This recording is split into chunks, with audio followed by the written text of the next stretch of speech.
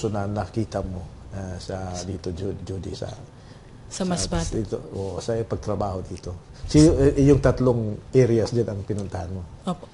Siguro yung pagmimina po, kasi yun yung talagang very obvious na may mga biological agents kasi na ginagamit na nakaka-apekto sa health ng bata. Meron din kasing mga yung deep sea diving na alam naman po natin nakakasira ng pandinig ng bata. Deep sea diving, yung may ano ba ito yun? Compressor. Gumagamit po ng compressor. At yung iba po, gumagamit pa ng dinamita sa pangingisda kasama ang bata pag pumupunta sa laot. So, yun na siguro yung mga worst na type of work na nakita po namin dito sa area.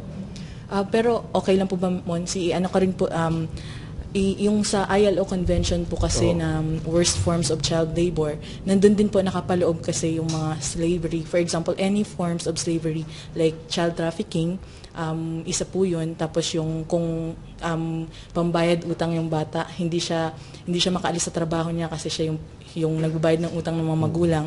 Domestic yan. Pwedeng domestic po, pwedeng minsan sa farm, depende po, basta yun yung death bandage po.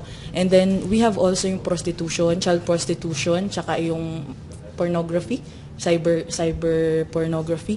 And yung mga, minsan po kasi yung ibang mga bata ginagamit sa drug courier, sila yung taga-benta taga-dala ng droga. So yun yung mga worst forms of child labor.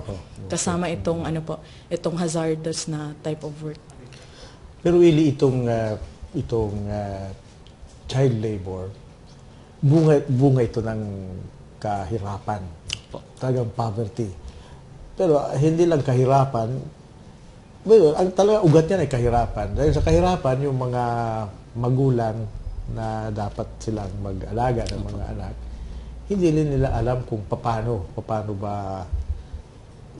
ba talaga alagaan yung mga anak, at saka hindi parang ginagamit na, at saka hindi gagamitin na sila ay parang isa pang bayad sa mga utang o kaya kung ano pang na nakikita nilang kulang sa kanilang buhay ay ang mga bata ang magsusupply niyan. No?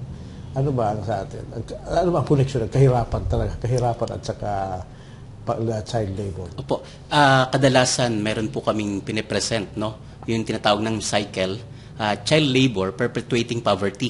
Yan, child labor perpetuating poverty. Minsan tinitingnan po natin, yes. Poverty also perpetuating child labor. Yes, opo. Na kung minsan tinitingnan natin yung isang pamilya na talagang hindi nila afford na isend yung bata sa school dahil wala nga pong pera.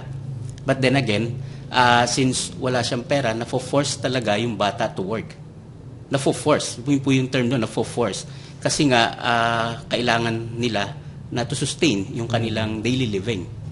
And then, hindi nila namamalayan doon na kung yung bata ay napapwersa na gumawa, akala nila simpleng tulong lang as child work, pero na-involve na doon sa mas hazardous condition. So, na-mention mo yung child work at saka child labor. Ano ba ang diferensya niyan? Ano ba ang, sa tingin mo, Judy, ano ba ang kaibahan ng child work at saka child labor? Opo. Yung child work kasi ito yung hindi naman natin pinagbabawal. Kaya hindi siya natin generalize na pag ang bata ay pinagtatrabaho natin, child labor na yan. Pagka child work, ito yung light work na base sa kakayahan ng bata, sa edad niya, kaya niyang gawin. Tapos ito yung hindi siya nalalagay sa panganib dahil sa trabahong ito. Or kung halimbawa binabayaran siya para sa ganong trabaho, siya naman ay properly compensated.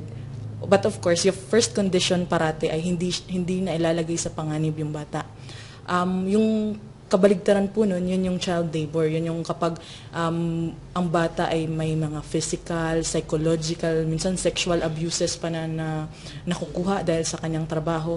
At yung din po, na sa child work kasi, kasama niya minsan yung mga magulang niya. Kaya, di ba sa atin yung common yung family enterprises. Kasi kapag nandyan yung magulang, merong guidance na sinisigurado